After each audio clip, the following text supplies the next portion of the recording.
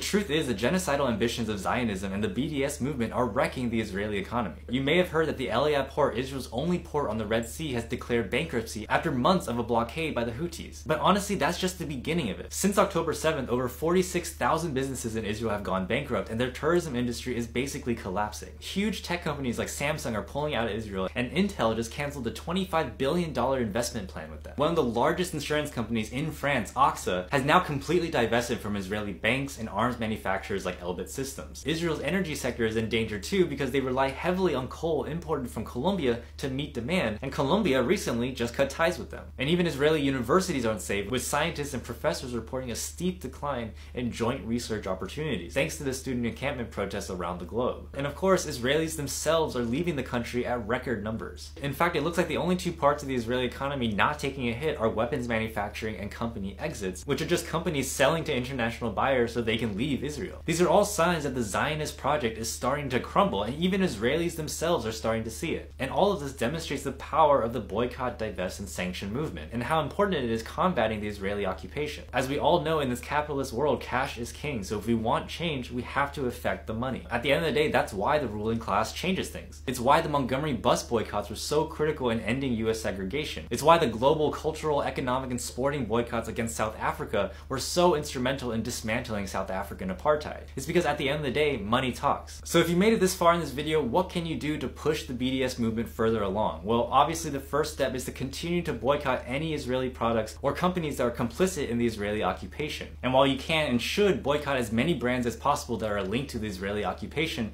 these are the ones that you should especially focus on because they can apply the most targeted pressure. And for particularly large companies like Amazon or Google that are harder to avoid, the key is to minimize our use of them as much as possible. On a larger scale, we should all be pressuring our local communities, schools, and institutions to divest fully from Israel, because our cities and our schools should not be profiting from genocide. Every single dollar we spend is a vote for the kind of world that we want to see, so make sure that you're voting for a better one.